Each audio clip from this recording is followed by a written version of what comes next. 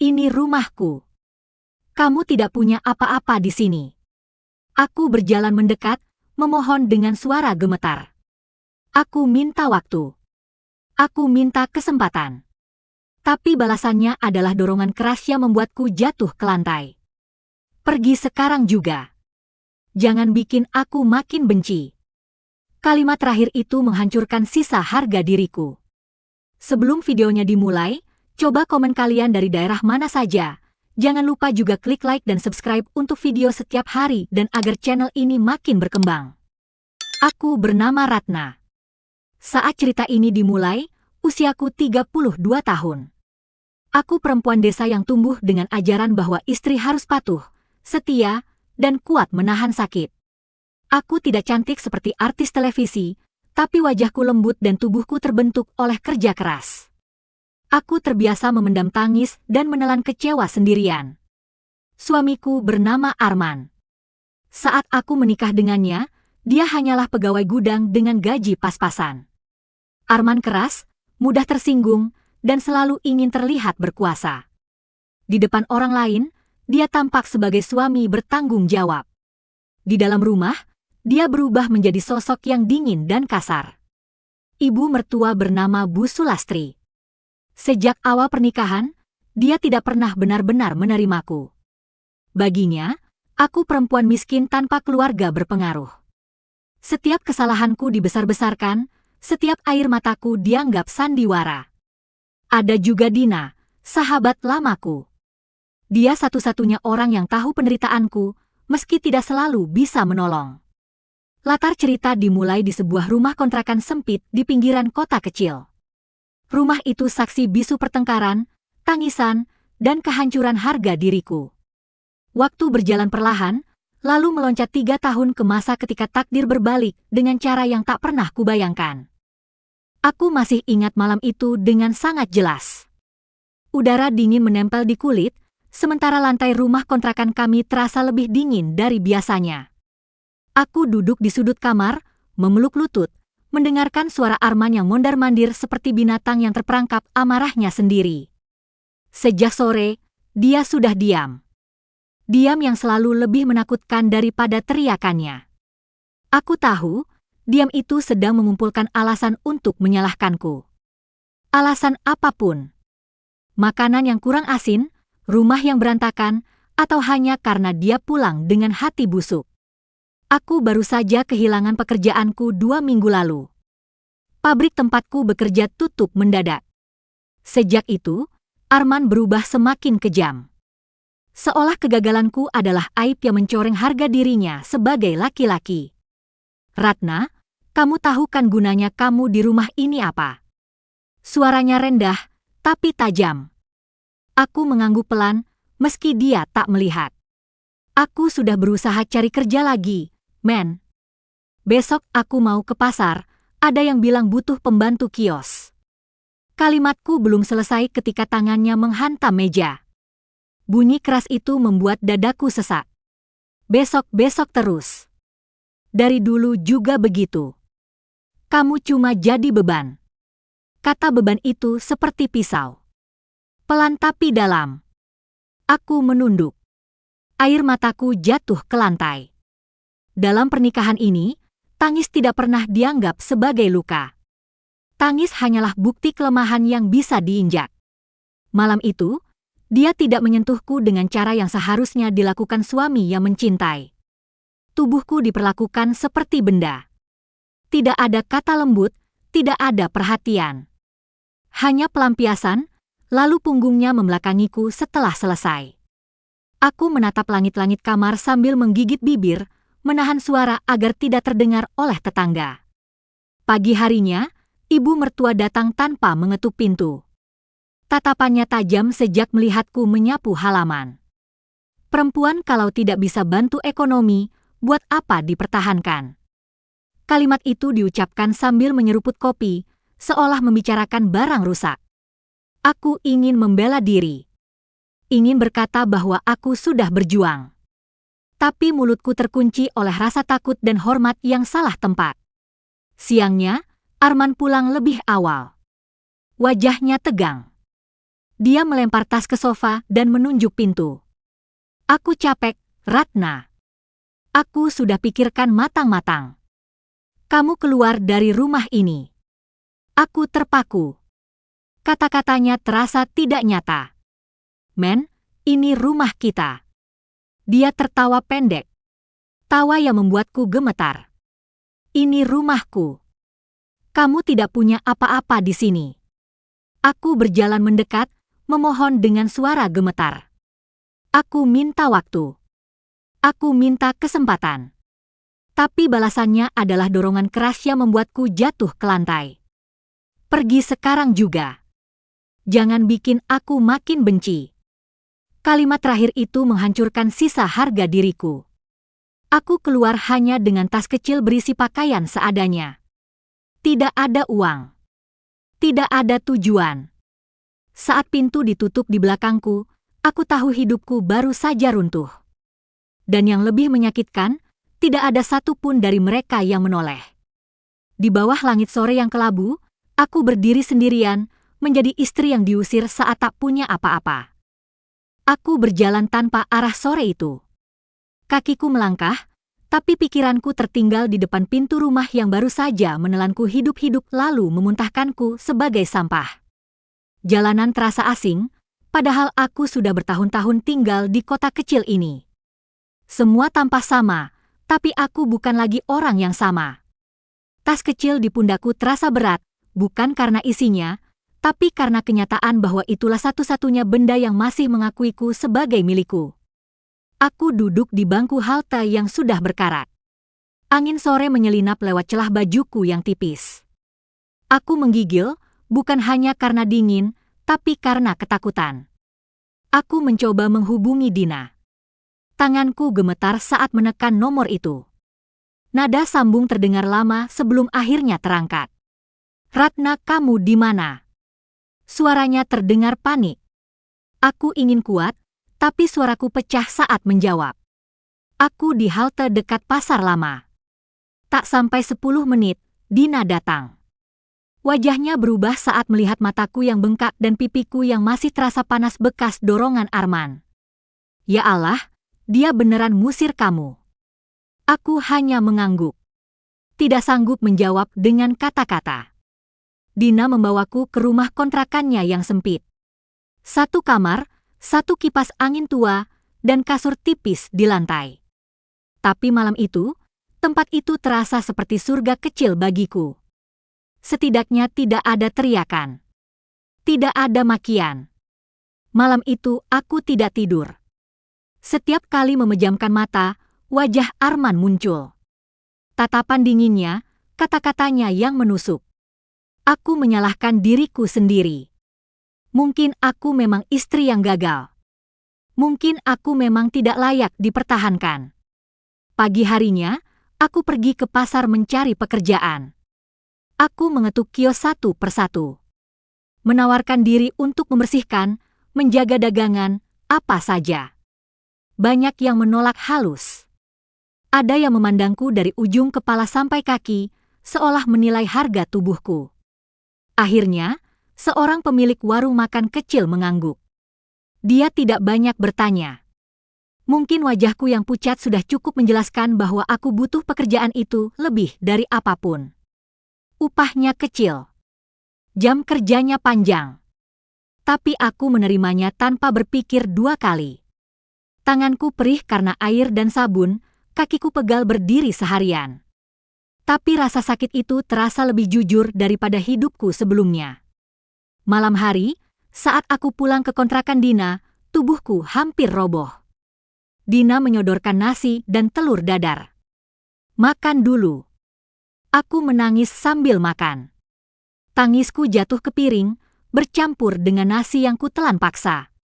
Itu pertama kalinya aku menangis tanpa dimarahi. Beberapa hari kemudian, aku memberanikan diri pulang ke rumah orang tuaku di desa. Aku pikir mereka akan menjadi tempat berlindung. Tapi yang kudapatkan hanyalah tatapan kecewa. Ibu menatapku lama. Ayah menghela napas berat. Kamu istri orang, Ratna. Kalau ada apa-apa, seharusnya ditahan. Kata ditahan itu membuat dadaku sesak. Seolah penderitaanku adalah kesalahan karena tidak cukup kuat menahan. Aku tidak diizinkan tinggal lama. Aku pulang ke kota dengan hati yang lebih kosong dari sebelumnya. Dunia terasa menutup pintu satu persatu. Hari-hari berlalu. Aku bekerja, pulang, tidur. Tidak ada waktu untuk menangis, karena menangis butuh tenaga, dan aku tidak punya sisa tenaga lagi. Tubuhku kurus. Wajahku kusam. Tapi ada satu hal yang mulai tumbuh perlahan, sesuatu yang belum pernah kurasakan selama menikah dengan Arman. Kesadaran bahwa aku masih hidup. Bahwa aku masih bisa berdiri meski sendirian. Suatu malam, saat aku sedang mencuci piring di warung, aku mendengar dua pelanggan berbicara tentang Arman. Namanya disebut dengan nada kasihan. Kasihan istrinya. Diusir begitu saja. Aku berhenti bergerak. Telingaku berdenging. Tapi sekarang Arman katanya sering pulang mabuk. Kerjaannya bermasalah. Aku tidak tahu mengapa, tapi hatiku tidak merasa lega. Tidak juga puas. Yang kurasakan hanya perih yang aneh. Seperti luka lama yang disentuh kembali. Malam itu, aku pulang dengan langkah gontai. Aku berdiri di depan cermin kecil di kamar mandi kontrakan.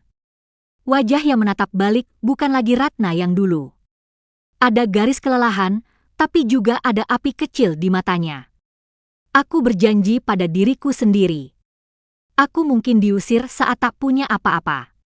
Tapi aku tidak akan membiarkan diriku hancur selamanya. Tidak lagi. Dan tanpa aku sadari, janji kecil itulah yang perlahan mengubah takdirku. Waktu berjalan dengan cara yang kejam dan pelan. Setiap hari terasa sama, tapi luka di dalam dadaku berubah bentuk. Tidak lagi terasa seperti ditusuk, melainkan ditekan terus-menerus, seolah ada tangan tak terlihat yang menahan napasku agar tidak terlalu lega. Aku bangun sebelum subuh, menyiapkan air panas seadanya, lalu berangkat ke warung makan sebelum matahari muncul sepenuhnya. Di warung itu, aku belajar banyak hal. Tentang lapar yang tidak selalu soal perut, tentang manusia yang bisa sangat baik sekaligus sangat kejam, dan tentang diriku sendiri yang ternyata lebih kuat dari yang pernah kukira.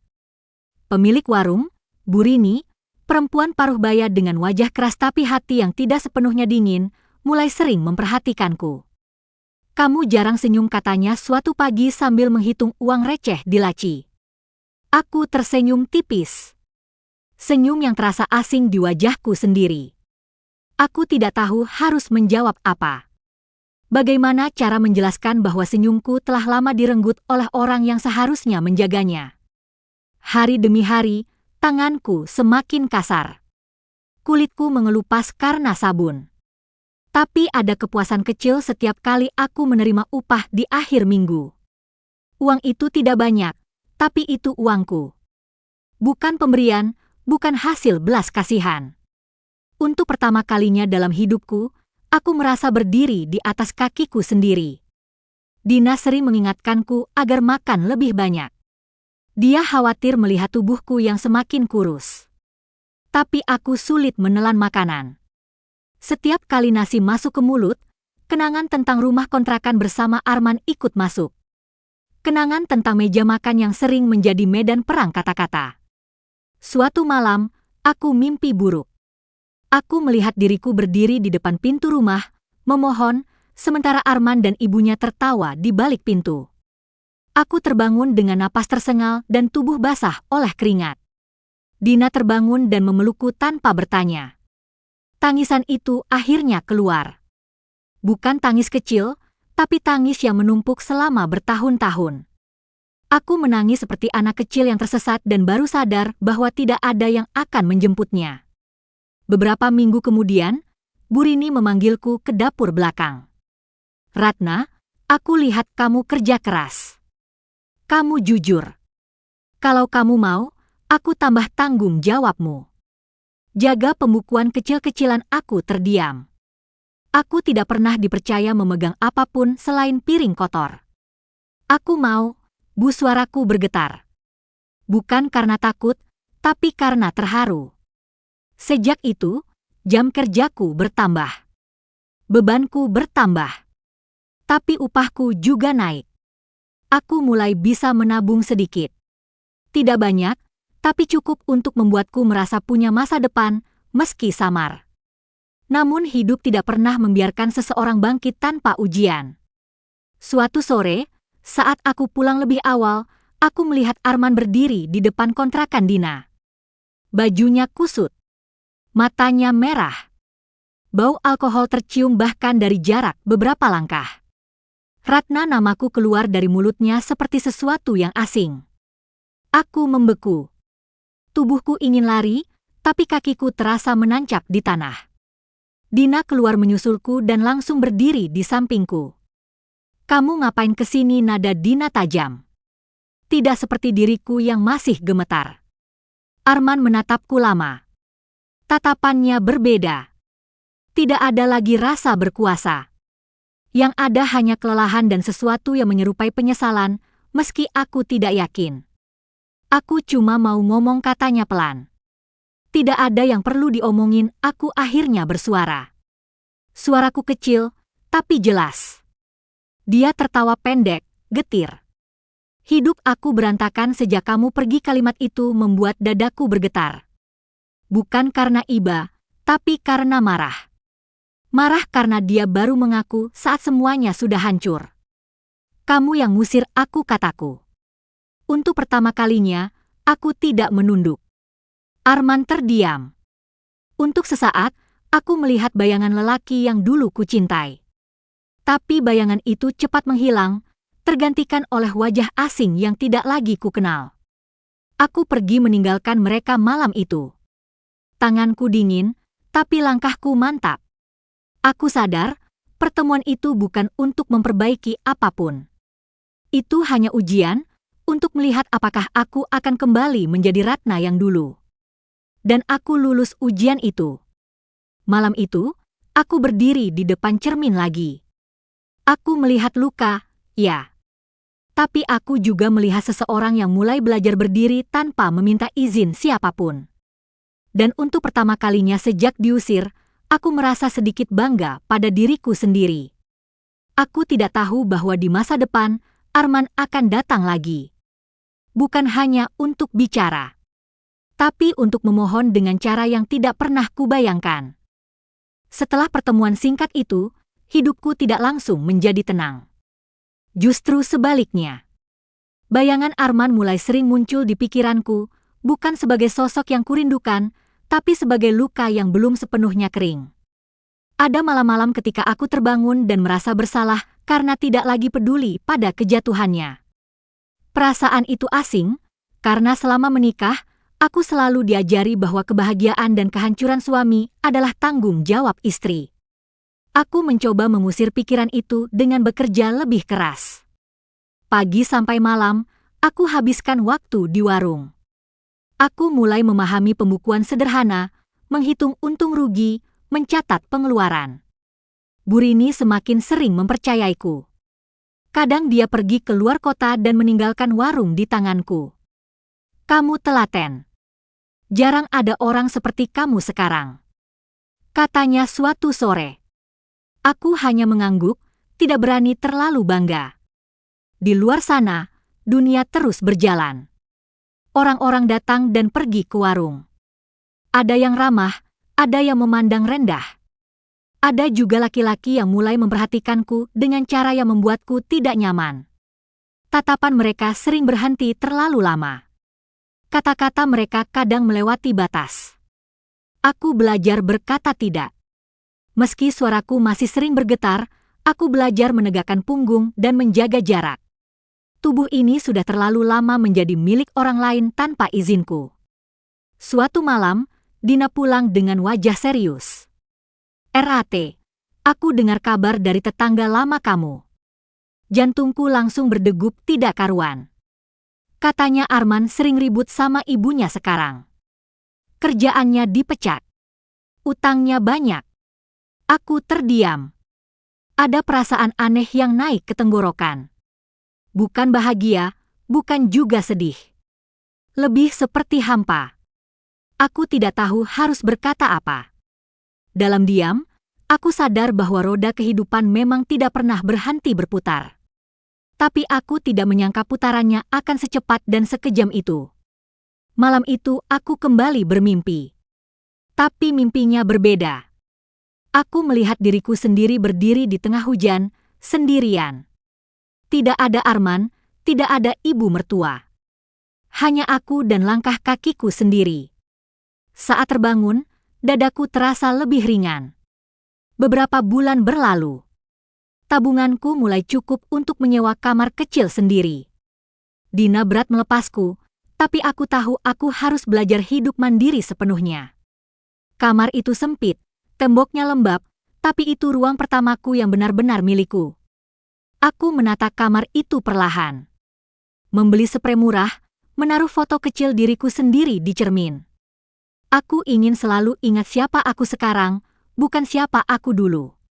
Suatu sore, saat aku sedang menyapu depan warung, seorang perempuan datang. Wajahnya tidak asing. Jantungku berdegup kencang ketika aku menyadari siapa dia. Bu Sulastri. Ibu mertua yang dulu selalu memandangku seperti debu. Kini berdiri di depanku dengan tubuh lebih kurus dan wajah kusut. Dia menatapku lama, seolah memastikan aku benar-benar ada di sana. Ratna. Suaranya terdengar lebih pelan dari yang kuingat. Aku mengangguk sopan. Tidak ada lagi rasa takut. Tidak juga rasa hormat berlebihan. Hanya datar. Arman sakit. Kalimat itu meluncur begitu saja. Aku menunggu sesuatu bergetar di dadaku. Tapi yang ada hanya sunyi. Kenapa ibu kesini? Tanyaku akhirnya. Bu Sulastri menunduk. Gerakan yang tidak pernah kulihat sebelumnya. Dia sering mabuk. Tubuhnya drop. Ibu sudah tidak tahu harus bagaimana. Aku menggenggam sapu erat-erat. Ingatanku melayang pada malam-malam ketika aku sakit dan justru dimarahi karena tidak bisa melayani. Aku tidak menjawab. Tidak tahu apa yang harus kukatakan. Ibu cuma mau bilang, dulu ibu salah. Kata-kata itu terdengar asing. Terlambat. Terlalu terlambat. Aku menatapnya lama. Ada bagian dalam diriku yang ingin berteriak. Mengungkit semua luka. Semua hinaan. Semua air mata. Tapi aku lelah. Terlalu lelah untuk marah. Saya harap Arman sembuh. Itu saja yang keluar dari mulutku. Bu Sulastri pergi dengan langkah tertatih. Aku berdiri mematung lama setelahnya. Tanganku gemetar, tapi bukan karena takut. Karena aku sadar, masa lalu benar-benar sedang mengetuk pintu kehidupanku lagi. Malam itu, aku duduk sendirian di kamar kecilku. Lampu redup. Suara hujan menetes dari atap bocor. Aku memeluk lutut dan berpikir panjang. Tentang luka, tentang keadilan, tentang diriku yang dulu selalu mengalah. Aku tidak tahu apa yang akan terjadi ke depan. Tapi satu hal pasti, aku bukan lagi Ratna yang bisa diusir begitu saja. Dan jika Arman benar-benar datang lagi, aku tidak akan berdiri sebagai istri yang memohon. Aku akan berdiri sebagai perempuan yang telah belajar bertahan dari kehancuran. Dan kadang, itu lebih menakutkan bagi mereka yang dulu merasa berkuasa. Sejak kedatangan Bu Sulastri, pikiranku tidak pernah benar-benar tenang. Aku menjalani hari-hari seperti biasa, bekerja di warung, menghitung uang, melayani pembeli, tersenyum seperlunya. Tapi di dalam dadaku, ada sesuatu yang terus bergerak, seperti luka lama yang disentuh perlahan sampai kembali terasa nyeri. Aku tidak ingin peduli, tapi tubuh dan ingatanku tidak bisa dibohongi. Beberapa malam aku terbangun tanpa mimpi, hanya perasaan sesak yang menekan dada. Aku duduk di tepi kasur, menatap dinding lembab kamar kecilku, bertanya pada diri sendiri kenapa masa lalu selalu merasa punya hak untuk kembali. Bukankah aku sudah cukup membayar semuanya dengan air mata dan kehancuran hidupku? Di warung, Bu Rini memperhatikan perubahan sikapku. Aku jadi lebih pendiam dari biasanya. Tanganku masih bekerja cepat, tapi mataku sering kosong. Ada masalah lagi? Tanyanya hati-hati. Aku menggeleng. Aku tidak ingin membicarakan Arman. Tidak ingin menghidupkan kembali nama itu dengan suaraku sendiri. Burini tidak memaksa. Dia hanya menepuk bahuku pelan. Sentuhan sederhana itu hampir membuatku menangis. Suatu sore, saat aku hendak menutup warung, Dina datang dengan wajah pucat. Nafasnya sedikit terengah. "RAT, Arman ke rumah orang tuamu." Dunia seperti berhenti berputar. "Ngapain?" Suaraku terdengar jauh di telingaku sendiri. "Dia nyari kamu. Katanya mau minta maaf." Kata minta maaf itu membuat perutku mual. Aku ingat jelas bagaimana dulu aku memohon dan tidak pernah diberi ruang untuk bicara. Aku pulang ke kamar dengan langkah berat.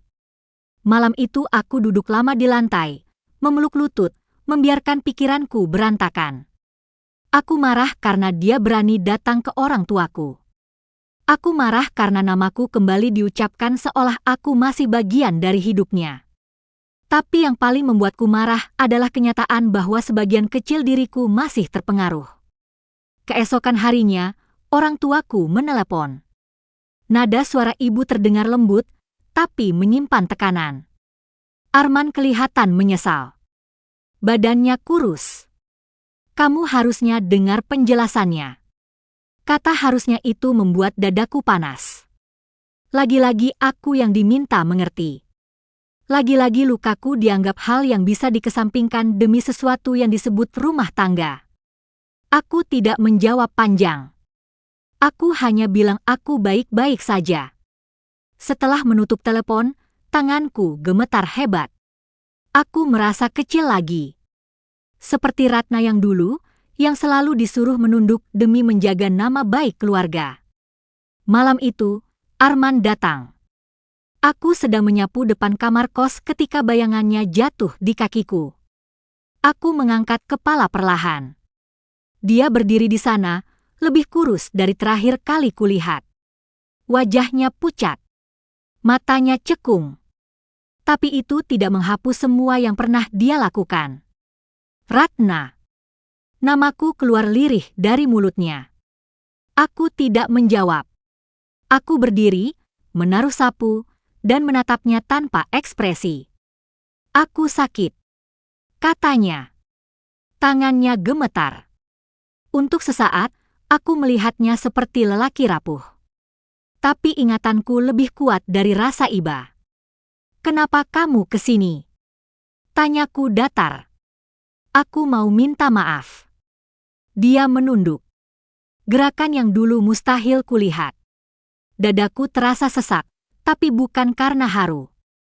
Karena marah yang terlalu lama dipendam. "Maaf tidak mengembalikan apa yang kamu hancurkan," kataku pelan.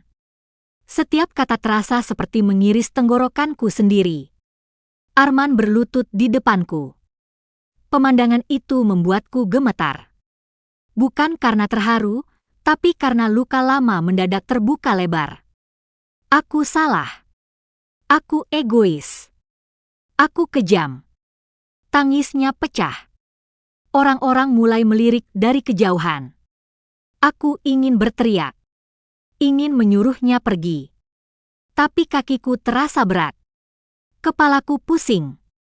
Ingatan tentang malam-malam penuh paksaan, tentang hinaan, tentang dorongan kasar kembali menyerbu. "Bangun," kataku akhirnya. Suaraku bergetar, tapi mataku tetap menatap tajam. "Aku tidak pernah minta kamu berlutut sekarang. Aku minta kamu berhenti menyakiti aku waktu itu." Kalimat itu keluar begitu saja. Jujur. Mentah. Tanpa hiasan. Arman menangis seperti anak kecil. Tapi aku tidak bergerak. Air mataku juga jatuh, tapi aku berdiri tegak. Untuk pertama kalinya, aku tidak runtuh di hadapannya. Aku tidak mengusirnya. Tapi aku juga tidak mempersilakannya masuk. Aku berdiri di ambang pintu hidupku yang baru, menyadari bahwa keputusan yang akan kuambil setelah ini akan menentukan segalanya. Malam itu, setelah dia pergi dengan langkah tertatih, aku terduduk di lantai. Tangisku pecah bukan karena rindu, tapi karena lelah. Lelah menjadi korban. Lelah selalu diminta mengerti. Dan di tengah tangis itu, aku sadar satu hal. Maaf tidak selalu berarti kembali. Dan cinta yang pernah menghancurkan tidak pantas diberi kesempatan kedua tanpa harga yang sangat mahal. Setelah malam itu, hidupku terasa seperti berjalan di atas tali tipis. Setiap langkah harus kupikirkan, karena sedikit saja lengah, aku bisa jatuh kembali ke jurang yang dulu hampir menelanku hidup-hidup. Arman tidak datang lagi, tapi bayangannya menetap di sudut-sudut pikiranku. Bukan sebagai suami, melainkan sebagai masa lalu yang menuntut jawaban. Aku mencoba fokus pada pekerjaanku. Warung makin ramai. Burini mulai membicarakan rencana memperbesar usaha. Mendengar itu seharusnya membuatku senang, tapi hatiku terasa terbelah. Di satu sisi, aku ingin maju. Di sisi lain, aku masih diburu rasa takut akan ditarik kembali ke kehidupan yang telah kutinggalkan. Beberapa hari setelah Arman datang, Burini memanggilku ke rumahnya. Ratna, aku mau jujur. Nada suaranya serius. Aku duduk di hadapannya dengan tangan terlipat di pangkuan. Aku dengar mantan suamimu sering kesini. Aku terkejut. Dadaku langsung menegang. Dia datang sekali. Itu pun tanpa aku undang. Kataku cepat. Burini mengangguk. Aku bukan mau ikut campur.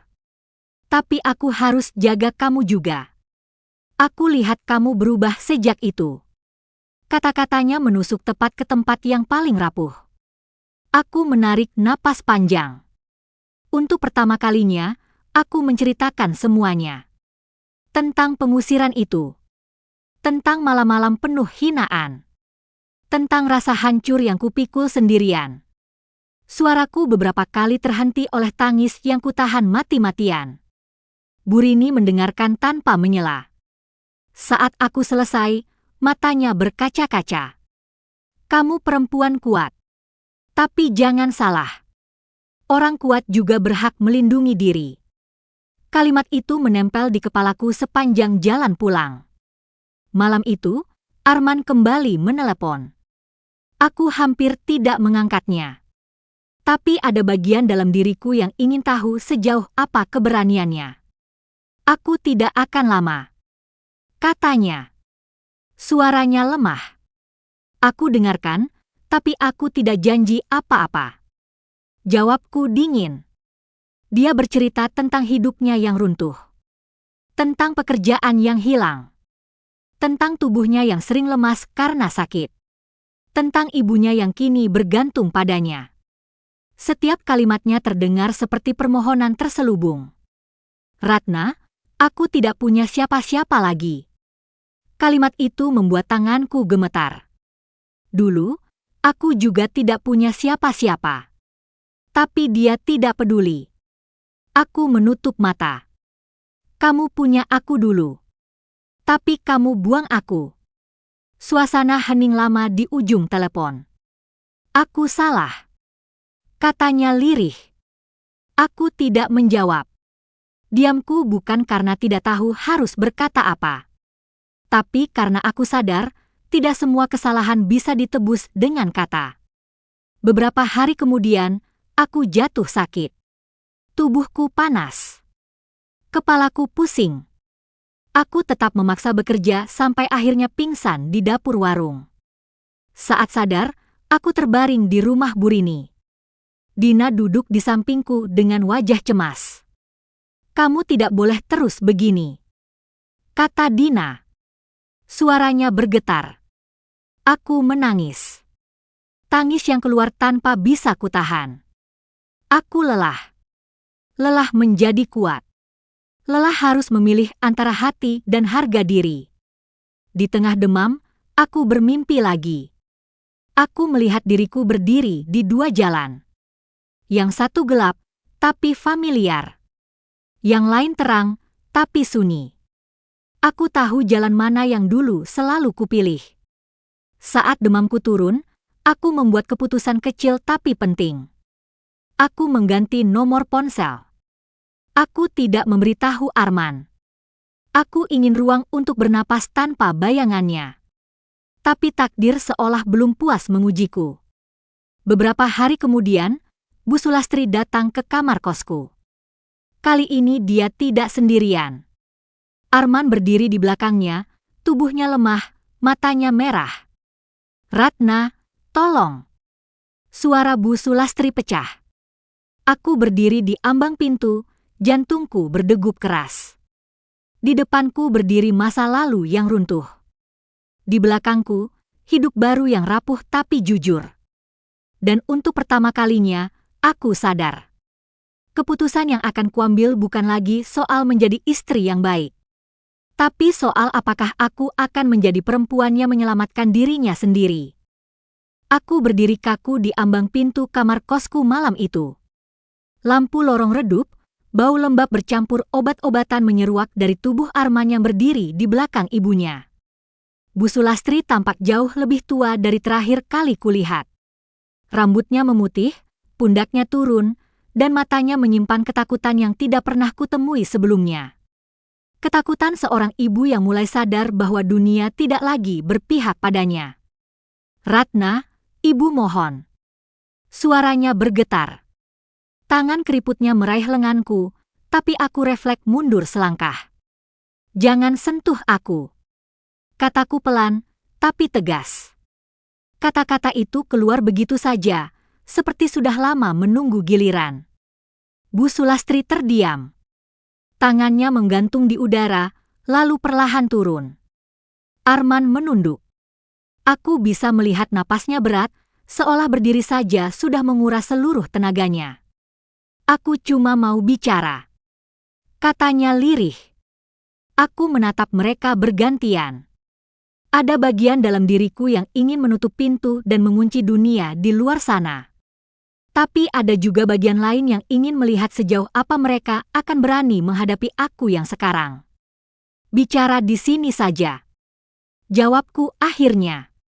Bu Sulastri langsung berlutut. Gerakan itu membuat darahku serasa berhenti mengalir.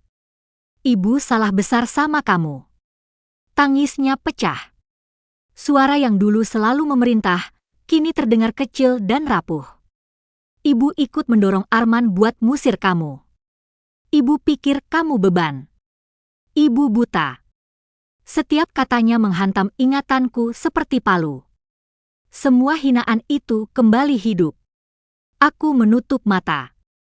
Dadaku naik turun cepat. Aku ingin marah. Ingin berteriak. Tapi yang keluar justru suaraku yang gemetar. "Bu," waktu itu saya juga berlutut. Tapi tidak ada yang dengar. Kalimat itu membuat Bu Sulastri terisak lebih keras. Arman akhirnya mengangkat wajahnya. Matanya basah. "Ratna, aku tidak minta kamu balik sekarang. Aku cuma minta kamu jangan buang aku seperti aku buang kamu." Kata-kata itu terdengar ironis. Menyakitkan. Terlambat. Aku menatapnya lama. Tubuhnya lemah. Wajahnya pucat. Tapi bayangan Arman yang mendorongku hingga jatuh masih terlalu jelas di kepalaku. "Aku tidak buang kamu," kataku pelan. "Aku cuma tidak mau tenggelam lagi." Dina muncul dari ujung lorong. Dia berdiri di sampingku, tanpa bicara, tapi kehadirannya memberiku kekuatan. Aku menarik napas panjang. Aku bisa bantu dengan cara yang tidak menghancurkan aku lagi. Aku berkata jujur. Aku bisa bantu cari dokter. Aku bisa bantu secukupnya. Tapi aku tidak kembali. Tidak sekarang. Mungkin tidak pernah. Bu Sulastri menatapku dengan mata penuh harap yang perlahan runtuh. Arman memejamkan mata. Ada keheningan panjang di lorong sempit itu. Keheningan yang terasa seperti pemakaman sebuah masa lalu. "Kami tidak punya siapa-siapa lagi," kata Bu Sulastri pelan. Dulu aku juga tidak. Jawabku. Suaraku lirih, tapi tidak goyah. Mereka akhirnya pergi malam itu. Langkah mereka pelan, berat, dan penuh kekalahan. Saat bayangan mereka menghilang di ujung lorong, lututku lemas. Aku menutup pintu dan bersandar di belakangnya, tubuhku melorot ke lantai. Aku menangis lama. Bukan karena kasihan pada mereka, tapi karena aku akhirnya berani memilih diriku sendiri. Hari-hari setelah itu terasa sunyi. Tidak ada telepon. Tidak ada pesan. Aku bekerja seperti biasa, tapi ada ruang kosong di hatiku. Ruang yang dulu dipenuhi rasa takut, kini dipenuhi pertanyaan. Apakah aku kejam? Apakah aku egois? Setiap malam pertanyaan itu datang, tapi aku belajar tidak lagi menyalahkan diriku sendiri. Suatu sore, aku menerima kabar dari Dina. Arman masuk rumah sakit. Kondisinya memburuk. Aku menatap layar ponsel lama. Tanganku dingin. Aku tidak menangis. Aku hanya duduk diam, menyadari bahwa hidup memang tidak pernah memberi jeda bagi luka untuk benar-benar sembuh. Malam itu, aku menatap langit dari jendela kecil kamarku. Aku tidak tahu apa yang akan terjadi besok. Tapi aku tahu satu hal. Aku tidak lagi hidup untuk membuktikan apapun pada siapapun. Aku hidup karena aku berhak. Dan mungkin, untuk pertama kalinya, itu cukup. Kabar tentang Arman di rumah sakit tidak langsung membuatku berlari. Justru sebaliknya, aku merasa seperti ada tembok tebal yang berdiri di antara hatiku dan kenyataan itu. Aku membaca pesan Dina berulang kali, lalu meletakkan ponsel di samping bantal, menatap langit-langit kamar yang retak. Nafasku terasa berat, bukan karena sedih, tapi karena konflik di dalam diriku sendiri. Malam itu aku hampir tidak tidur. Setiap kali memejamkan mata, wajah Arman muncul, tapi bukan wajah lelaki yang berlutut memohon. Yang muncul adalah wajahnya saat pertama kali mengusirku, tatapan dingin tanpa rasa bersalah. Aku terbangun dengan dada sesak, keringat dingin membasahi pelipis. Pagi harinya, Bu Rini memperhatikanku lebih lama dari biasanya. "Kamu kelihatan capek," katanya sambil menuangkan air panas ke gelas. Aku mengangguk. Tidak ingin berbohong, tapi juga tidak ingin bercerita. Siang itu, Dina datang lagi.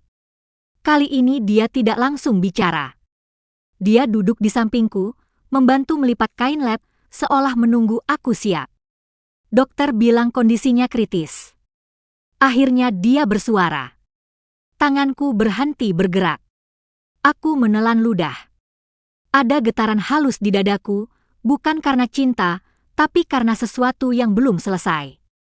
Aku tidak tahu harus apa. Kataku jujur. Suaraku terdengar asing di telingaku sendiri. Dina menatapku lama. "Kamu tidak salah apapun, RAT. Apapun keputusan kamu." Kalimat itu seperti izin yang selama ini tidak pernah kuterima dari siapapun. Sepulang kerja, aku duduk sendirian di kamar. Aku menimbang kemungkinan datang dan tidak datang. Datang berarti membuka luka. Tidak datang berarti mungkin menyesal seumur hidup. Di antara dua pilihan itu, tidak ada yang terasa benar. Akhirnya aku berdiri. Aku mengambil tas kecilku. Bukan karena aku siap memaafkan, tapi karena aku ingin melihat dengan mataku sendiri. Aku ingin menutup bab ini, apapun akhirnya. Rumah sakit itu ramai dan dingin. Bau obat menusuk hidung. Aku berjalan menyusuri lorong dengan langkah ragu. Saat sampai di depan ruang rawat, kakiku gemetar. Aku berdiri lama sebelum akhirnya masuk. Arman terbaring di ranjang. Tubuhnya lebih kurus dari terakhir kulihat. Selang infus menempel di tangannya. Matanya terpejam, wajahnya pucat seperti kertas. Bu Sulastri duduk di kursi samping ranjang, wajahnya sembab. Saat melihatku, matanya membesar. "Ratna!" Suaranya pecah. Dia berdiri, hampir terjatuh. Aku berdiri di dekat pintu. Tidak mendekat. Tidak juga mundur. Aku cuma lihat. Kataku pelan. Bu Sulastri mengangguk cepat, air matanya jatuh. Terima kasih sudah datang. Aku tidak menjawab. Aku menatap Arman. Lelaki yang dulu menguasai hidupku kini terbaring tak berdaya. Ada perasaan aneh di dadaku. Bukan puas. Bukan juga bahagia. Hanya kesadaran pahit bahwa manusia bisa runtuh kapan saja. Arman membuka mata perlahan. Saat melihatku, matanya membelalak. Air mata langsung mengalir di pipinya. Ratna. Namaku keluar nyaris tanpa suara. Aku melangkah mendekat satu langkah. Cukup satu. Aku tidak datang untuk kembali. Kataku jujur. Aku datang supaya tidak membawa penyesalan. Arman terisak. Aku tahu aku tidak pantas minta apa-apa. Tangannya bergerak lemah, seolah ingin meraih, tapi berhenti di udara. Aku menatapnya lama. Kamu menyakiti aku dengan sadar. Kalimat itu keluar tanpa emosi berlebihan. Datar. Jujur. Arman menangis. Aku tahu. Bu Sulastri ikut terisak. Suara mesin rumah sakit menjadi latar yang dingin. Aku berdiri beberapa menit lagi. Tidak ada pelukan. Tidak ada kata maaf yang kuterima atau kuberikan. Aku hanya memastikan satu hal. Bahwa aku tidak lagi takut padanya. Sebelum pergi, aku berkata pelan. Aku harap kamu sembuh. Tapi hidupku tidak bisa kembali ke titik itu. Arman memejamkan mata, menangis tanpa suara. Aku keluar dari ruang rawat dengan langkah gemetar. Begitu sampai di luar, kakiku lemas. Aku duduk di bangku lorong dan menangis. Tangis yang berbeda. Bukan tangis perempuan yang ditinggalkan. Tapi tangis seseorang yang akhirnya berani menatap masa lalu tanpa runtuh. Malam itu, aku pulang ke kamar kecilku. Aku merebahkan diri dan menatap gelap. Hatiku masih sakit. Tapi sakit yang jujur. Sakit yang tidak lagi menipuku dengan harapan palsu. Dan untuk pertama kalinya sejak aku diusir tanpa apa-apa, aku merasa satu lingkaran hidupku benar-benar tertutup. Hari-hari setelah aku datang ke rumah sakit berjalan dengan sunyi yang aneh. Tidak ada lagi kejadian besar, tidak ada tangisan dramatis, tidak ada teriakan. Justru ketenangan itulah yang membuat hatiku terasa kosong, seperti habis perang lalu berdiri di atas puing-puing tanpa tahu harus kemana. Aku kembali bekerja, kembali tersenyum seperlunya, kembali menjadi Ratna yang tampak baik-baik saja di mata orang lain. Tapi di dalam diriku, ada sesuatu yang berubah pelan-pelan. Aku tidak lagi merasa diawasi oleh masa lalu. Tidak lagi merasa harus menjelaskan diriku pada siapapun. Aku mulai menyadari bahwa selama ini, bahkan setelah aku pergi dari Arman, sebagian diriku masih terikat pada bayangannya. Dan kunjungan ke rumah sakit itu memutus ikatan terakhir yang tidak kasat mata. Bu Rini melihat perubahan itu. Kamu lebih tenang. Katanya suatu sore saat kami menutup warung bersama. Aku mengangguk. Untuk pertama kalinya, kata tenang terasa benar. Beberapa minggu berlalu. Kabar tentang Arman datang lagi lewat Dina. Kondisinya membaik, tapi tidak bisa bekerja seperti dulu. Tubuhnya lemah. Hidupnya tidak lagi punya arah yang jelas. Anehnya, mendengar itu tidak membuatku goyah. Aku hanya mendengarkan, lalu mengembuskan napas panjang, seolah mendengar kabar orang yang sangat jauh. Suatu malam, saat aku sedang menyiapkan tidur, ponselku berbunyi. Nomor asing. Ratna, ini Arman. Dadaku bergetar sesaat. Tapi tidak ada panik. Tidak ada ketakutan. Aku dengar. Jawabku singkat. Aku mau bilang terima kasih. Katanya. Suaranya serak. Kamu datang waktu aku hampir menyerah. Aku diam. Aku tidak merasa melakukan sesuatu yang luar biasa. Aku hanya datang untuk diriku sendiri. Aku tidak bisa balas apa yang sudah kamu alami. Lanjut Arman. Tapi aku janji, aku tidak akan ganggu hidup kamu lagi. Janji itu terdengar berbeda. Tidak ada tuntutan di dalamnya. Tidak ada permohonan terselubung. Hanya pengakuan kalah. Jaga kesehatan. Itu saja jawabanku sebelum menutup telepon. Setelah itu, aku duduk lama di tepi kasur. Aku menyadari bahwa hubungan kami benar-benar telah berubah bentuk. Dari suami istri menjadi dua manusia yang pernah saling melukai, lalu berjalan ke arah yang berbeda. Beberapa hari kemudian, Bu Rini mengajakku bicara serius. Dia ingin membuka cabang warung di lokasi lain dan menawarkanku untuk mengelolanya. Tawaran itu membuatku terdiam lama. Dulu, aku bahkan tidak dipercaya mengatur hidupku sendiri. Sekarang, seseorang mempercayaiku mengelola usaha. Aku takut gagal. Kataku jujur. Takut itu tanda kamu peduli. Jawab Bu Rini. Tapi jangan biarkan takut menahan kamu. Malam itu aku tidak bisa tidur. Aku memikirkan diriku 3 tahun lalu. Perempuan yang diusir dengan tas kecil dan harga diri yang hancur. Jika aku bisa kembali ke masa itu dan berkata sesuatu pada diriku sendiri, aku akan berkata, bertahanlah, sebentar lagi kamu akan menemukan dirimu sendiri. Aku menerima tawaran itu. Hari-hariku berubah lagi. Lebih sibuk, lebih melelahkan, tapi juga lebih bermakna. Aku belajar memimpin, mengambil keputusan, menghadapi konflik tanpa menunduk. Setiap keberhasilan kecil terasa seperti kemenangan besar.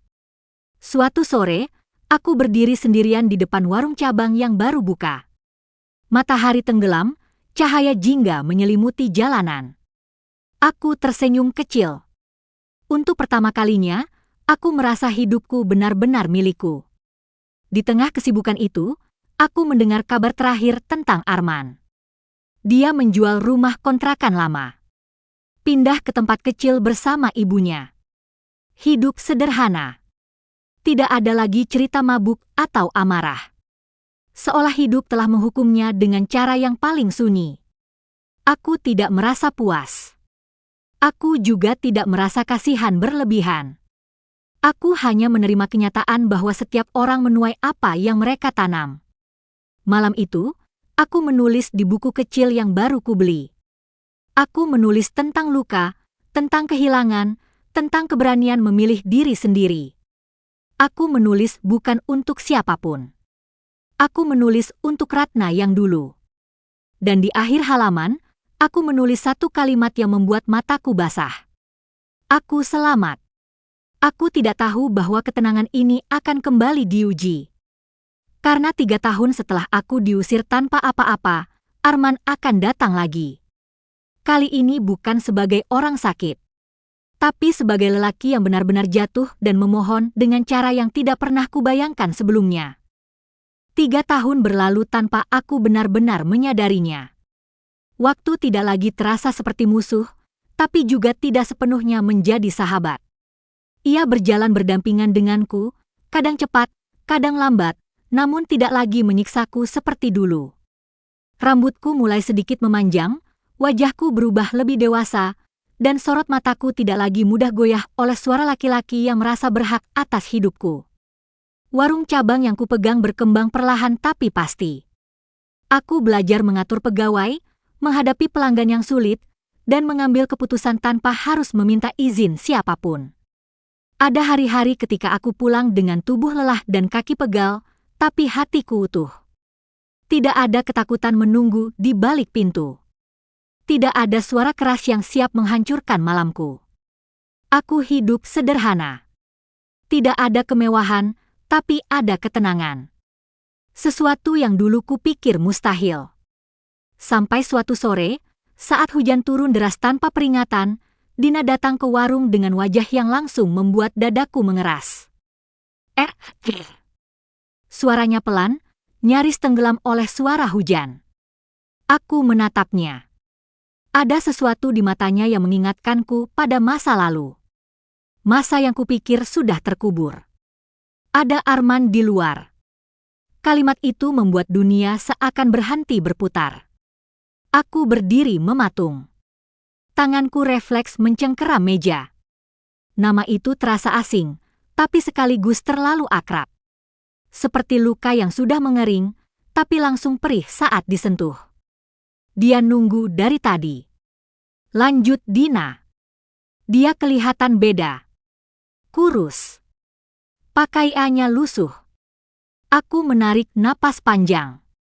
Dadaku naik turun perlahan. 3 tahun. 3 tahun aku membangun diriku dari nol. Dan kini, orang yang pernah menghancurkanku berdiri lagi di ambang hidupku. Aku melangkah keluar. Arman berdiri di bawah kanopi warung. Rambutnya berantakan. Bajunya basah oleh hujan. Tidak ada lagi sisa kesombongan di wajahnya. Matanya cekung, tatapannya kosong, seperti seseorang yang telah kehilangan segalanya. Ratna. Suaranya hampir tidak terdengar. Aku berdiri beberapa langkah darinya. Tidak mendekat. Tidak juga mundur. Kenapa kamu kesini? Tanyaku. Suaraku tenang, jauh dari gemetar yang dulu selalu mengkhianatiku. Arman menelan ludah. Tangannya gemetar. Aku tidak punya siapa-siapa lagi. Kalimat itu kembali terulang. Tapi kali ini, tidak ada rasa bersalah yang menyelinap di hatiku. Ibuku meninggal 2 bulan lalu. Katanya lagi. Suaranya pecah. Aku terdiam. Ada jeda panjang di antara kami. Hujan jatuh semakin deras, seperti ingin menenggelamkan percakapan ini. Aku kehilangan rumah.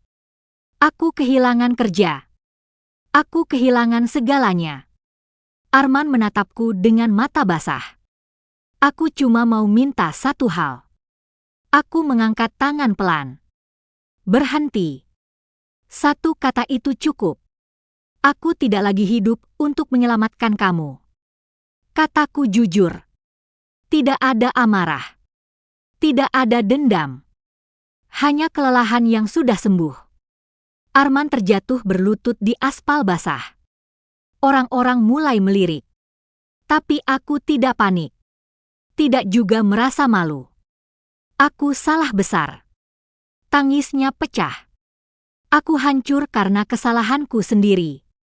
Aku menatap lelaki itu lama. Lelaki yang dulu membuatku merasa tidak berharga. Kini berlutut di hadapanku tanpa kuperintahkan. Aku tidak merasa menang. Aku juga tidak merasa puas. Yang kurasakan hanyalah jarak yang sangat jauh antara aku yang sekarang dan aku yang dulu.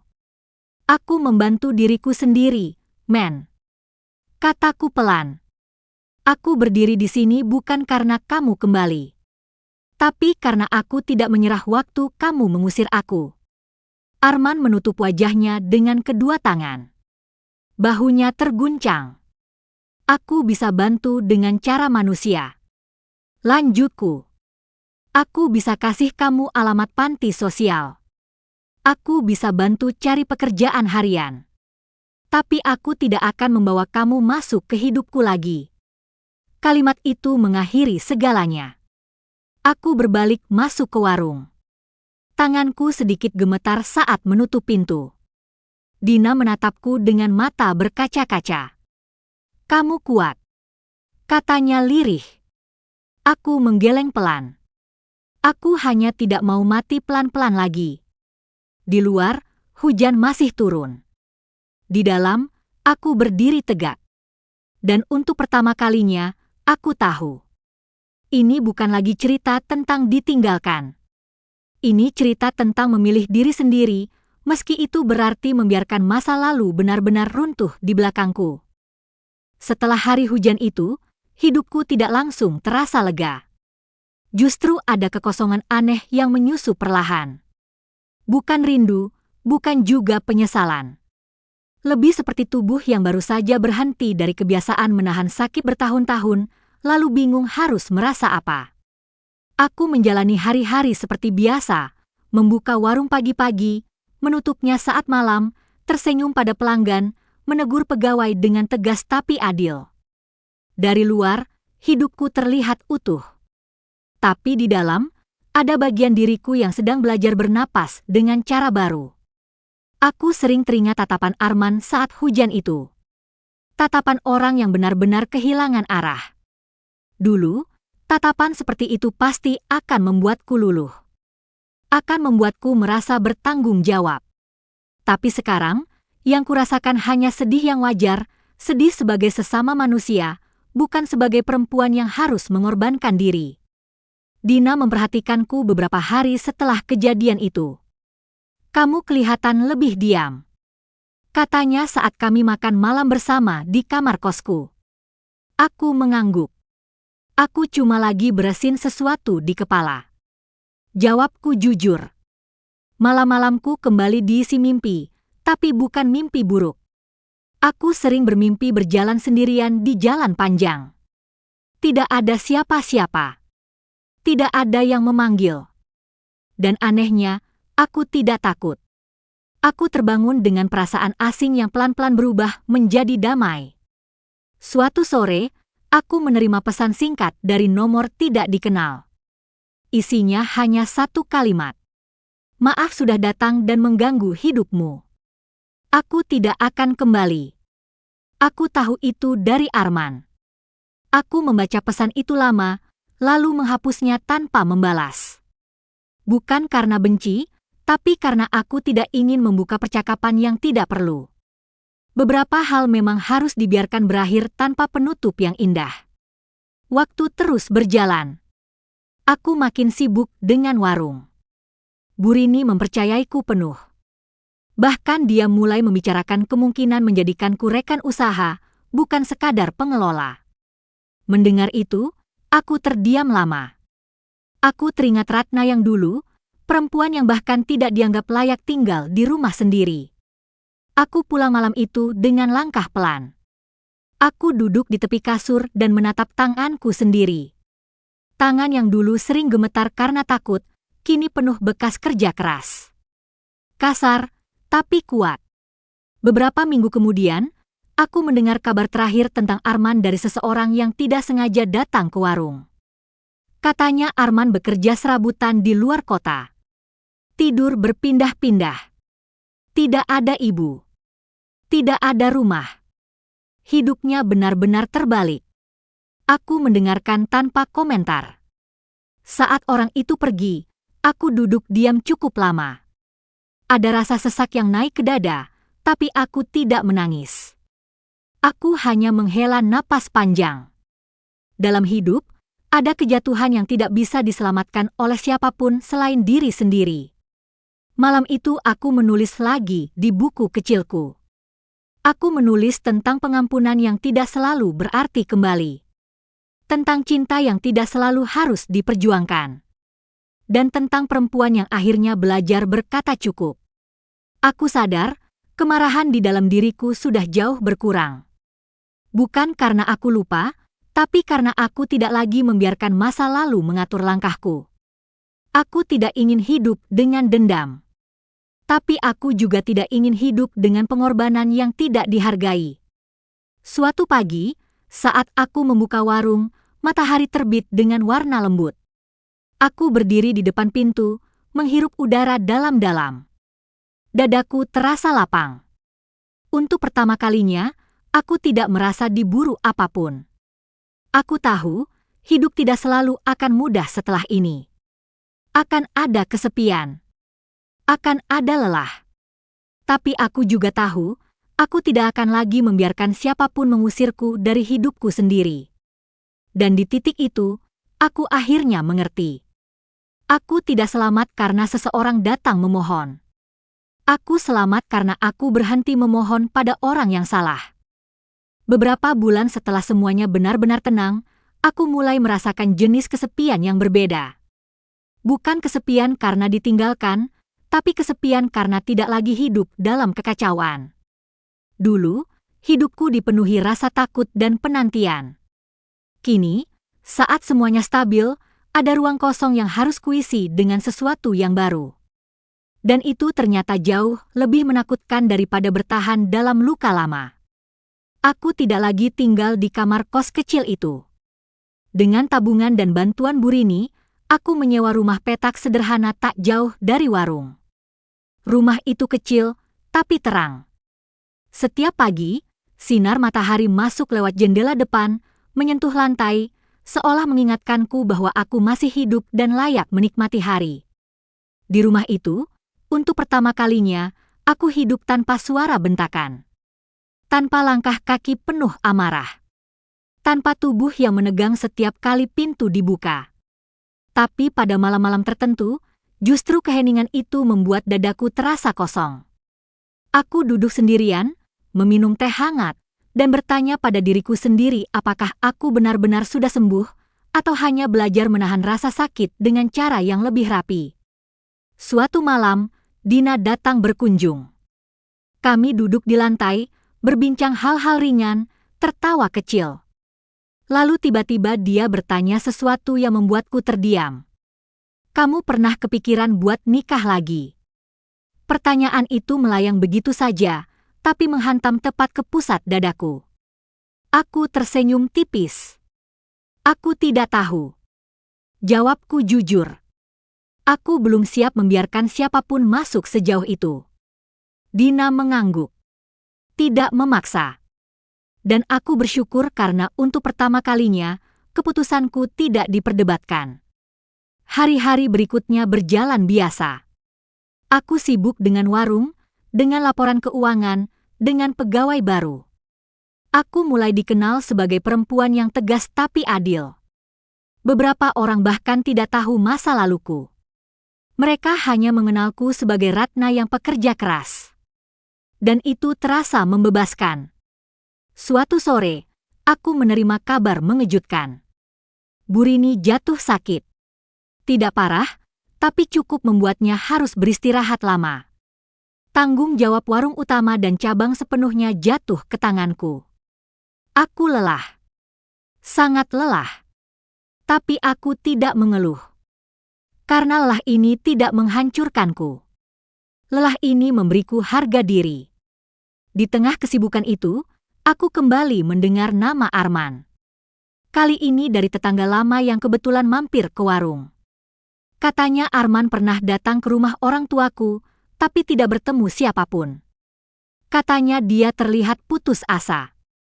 Katanya dia menyesal seumur hidup. Aku mendengarkan tanpa menanggapi. Setelah orang itu pergi, aku masuk ke dapur dan duduk sendiri. Aku menutup mata, menarik napas panjang. Dulu, kabar seperti itu akan membuatku goyah. Kini, hatiku hanya bergetar sebentar, lalu tenang kembali.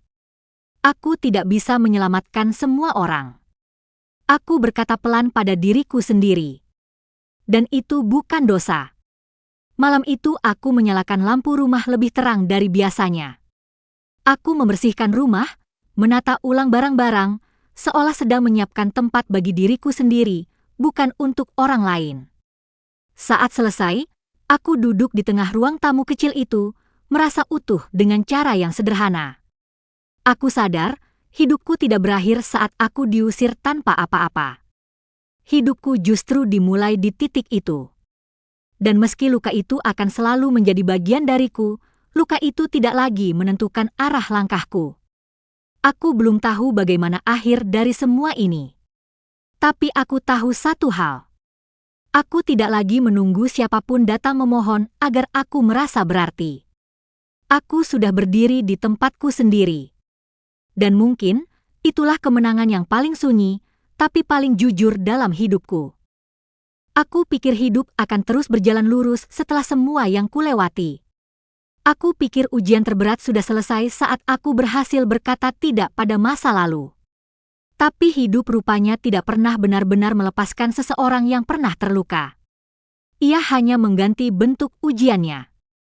Suatu pagi, aku mendapat kabar bahwa ayahku jatuh sakit. Stroke ringan, kata ibu di ujung telepon dengan suara bergetar. Aku langsung mengambil cuti dan pulang ke desa. Perjalanan itu terasa panjang dan berat. Setiap kilometer seperti menarik kembali kenangan lama yang sudah kukubur rapi. Rumah orang tuaku tidak banyak berubah. Bau kayu tua, suara ayam di belakang rumah, dan kursi panjang di ruang tamu tempat aku dulu sering dimarahi karena dianggap istri yang gagal. Ayah terbaring lemah. Wajahnya lebih tua, lebih rapuh dari yang kuingat. Saat melihatku, matanya berkaca-kaca. "Ratna," panggilnya pelan. Aku duduk di samping ranjangnya. Tanganku menggenggam tangannya yang dingin. Tidak ada kemarahan. Tidak juga dendam. Hanya rasa pilu karena waktu telah menggerus segalanya. "Maafin Bapak," katanya lirih. "Dulu Bapak terlalu keras. Bapak pikir kamu harus bertahan apapun yang terjadi." Dadaku terasa sesak. Aku mengangguk pelan. Kata maaf itu terlambat, tapi tetap terasa hangat. Aku tidak membalas dengan kata-kata panjang. Aku hanya menggenggam tangannya lebih erat. Kadang, pengampunan tidak butuh pidato. Beberapa hari aku tinggal di desa. Mengurus ayah. Membantu ibu. Dan disitulah aku mendengar kabar yang benar-benar menggetarkan hatiku. Arman menghilang. Tidak ada yang tahu dia di mana. Tidak ada kabar. Tidak ada pekerjaan. Beberapa orang bilang terakhir melihatnya di terminal, membawa tas kecil, wajahnya kusut, seperti orang yang sudah menyerah pada hidup. Malam itu aku duduk sendirian di teras rumah orang tuaku. Angin desa terasa dingin. Aku memeluk lutut dan menatap gelap. Ada perasaan aneh yang merayap pelan. Bukan rindu, tapi takut. Takut jika seseorang benar-benar jatuh terlalu jauh, lalu tidak pernah kembali. Aku menyadari satu hal yang sulit kuakui. Meski aku tidak lagi mencintainya, aku tidak pernah berharap Arman hancur sepenuhnya. Aku hanya ingin dia berhenti menyakitiku. Tidak lebih. Keesokan paginya, ibu duduk di sampingku. "Kalau kamu mau cari dia, ibu tidak melarang," katanya pelan. Aku menatap ibu. Wajahnya lelah, tapi matanya lembut. Untuk pertama kalinya, aku tidak merasa dihakimi. "Aku tidak tahu, Bu." Jawabku jujur. "Aku takut." Ibu menggenggam tanganku. "Takut itu wajar. Tapi kamu sekarang bukan Ratna yang dulu."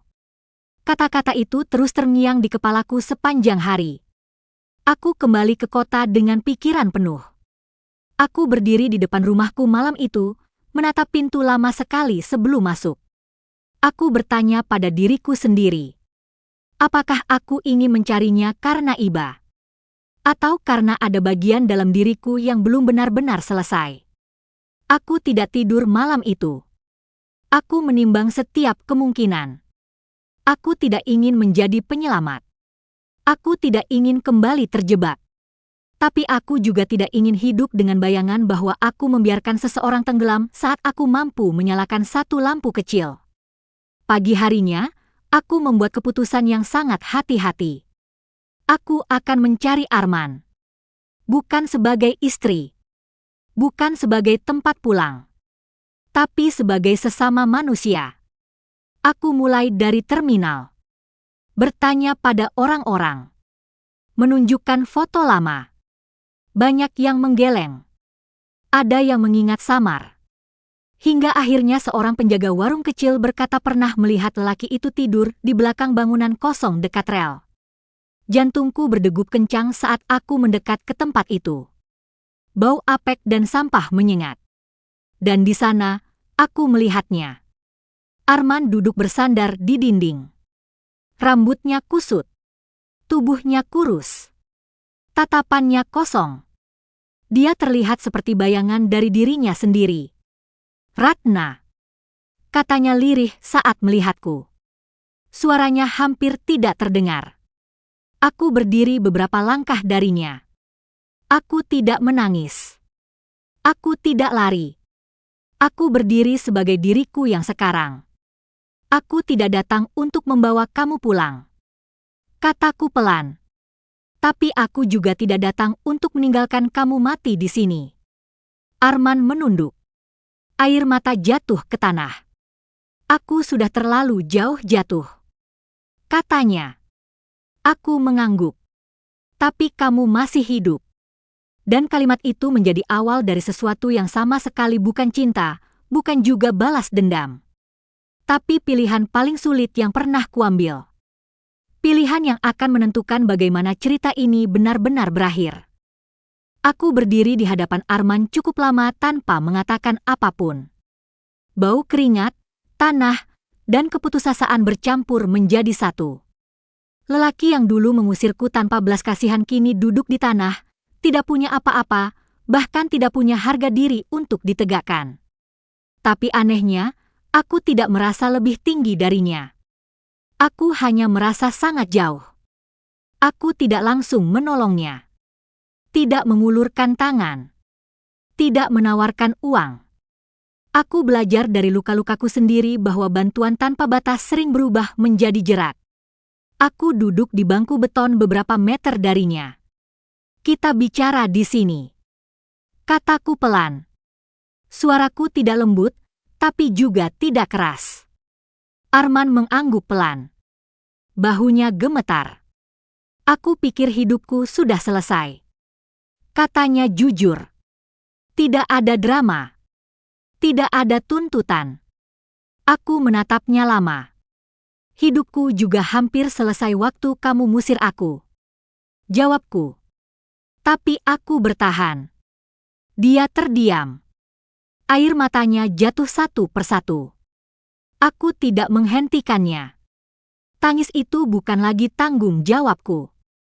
Aku tidak akan membawa kamu pulang. Kataku tegas. Aku tidak akan merawat kamu.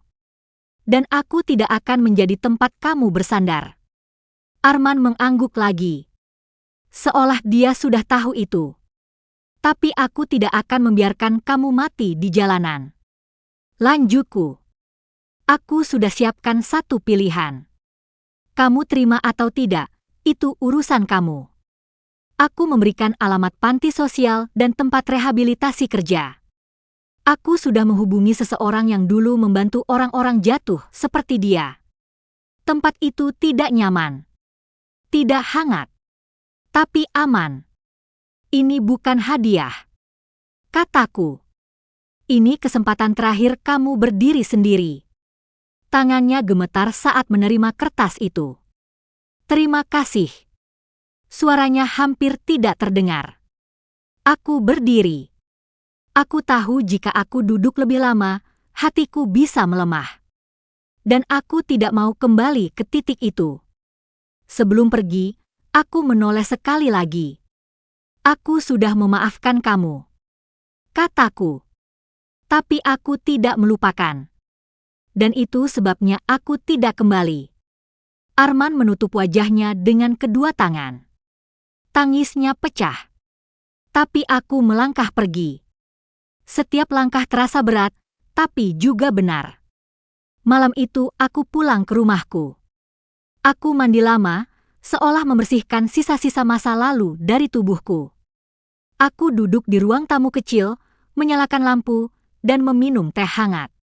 Untuk pertama kalinya, aku merasa benar-benar selesai. Beberapa bulan berlalu. Aku tidak lagi mendengar kabar tentang Arman. Dan aku tidak mencarinya. Aku memilih percaya bahwa setiap orang harus menempuh jalannya sendiri, sejauh apapun itu. Warung berkembang. Burini resmi menjadikanku rekan usaha. Namaku tercantum di papan kecil depan warung. Ratna. Aku berdiri lama membaca namaku sendiri, merasa dada ini penuh oleh sesuatu yang tidak pernah kupunya sebelumnya. Harga diri. Suatu pagi, Dina datang sambil tersenyum. Kamu tahu kabar Arman? Tanyanya hati-hati. Aku menggeleng. Tidak ingin tahu. Jawabku jujur. Dan untuk pertama kalinya, itu benar-benar bukan kebohongan. Malam itu aku menulis di buku kecilku lagi. Aku menulis tentang perempuan yang pernah diusir tanpa apa-apa.